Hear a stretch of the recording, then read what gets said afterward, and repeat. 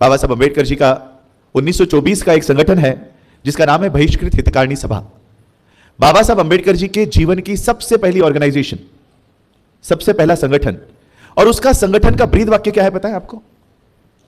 यह ब्रीद वाक्य आज भी हमारे सारे पैम्पलेट्स के ऊपर लिखे हुए होते हैं। क्या है पता है आपको? इंग्लिश में बाबा साहब अंबेडकर जी ने उनके जीवन का भी और इस संस्था का भी यह ब्रीद वाक्य बाबा साहब देकर गए हमें।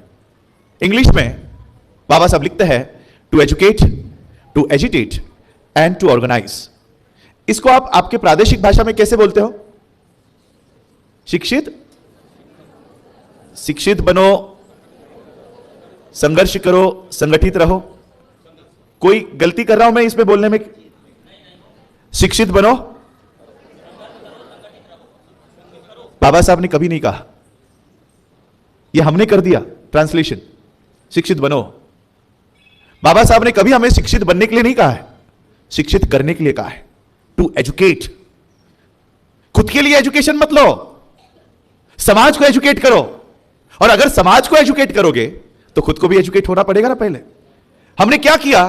ट्रांसलेशन कर दिया बाबा साहब के टू एजुकेशन का, टू एजुकेट का, शिक्षित बनो।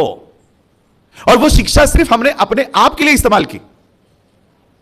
ऐसा नहीं है कि शिक्षित बनो और शिक्षित करो में टर्म वाइज ज्यादा अंतर नहीं है। आप बोलोगे क्या है, बनो और करो, इतना ही तो गलत किया हमने। ट्रांसलेशन छोटा सा ही गलती हुआ है, इसमें इतनी बड़ी कोई बात नहीं है।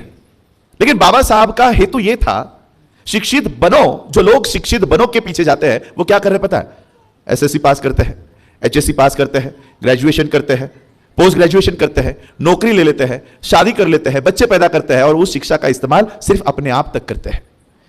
क्योंकि बाबा साहब ने क्या कहा? शिक्षित बनो, तो मैं बन गया। मैं बाबा साहब के विचारों पे चल रहा हूं, शिक्षित बन गया मैं। लेकिन बाबा साहब ने कभी शिक्षित बनने के लिए नहीं कहा, करने के लिए कहा। शिक्षित करो, यह ट्रांसलेशन जो अपने दिमाग में रखता है वो क्या करता है?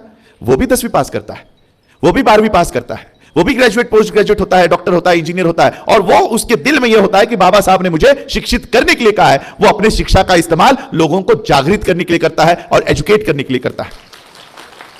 बनो और करो में ज्यादा अंतर नहीं है, लेकिन बहुत बड़ा असर समाज में हो जाएगा जब हम सिर्फ शिक्षित बनने तक बाबा साहब के मूवमेंट करेंगे। बाबा साहब की पूरी लाइफ को अगर आप समराइज वे में देखोगे, उनकी जीवनी को देखोगे, उनके काम करने का तरीका देखिए। बाबा साहब अंबेडकर जी ने ऑर्गेनाइज को बहुत महत्व दिया है, ऑर्गेनाइजेशन को। जब भी बाबा साहब अंबेडकर जी को एजिटेशन करना होता तो पहले वो ऑर्गेनाइजेशन तैयार करते थे, संगठन तैयार करते थे।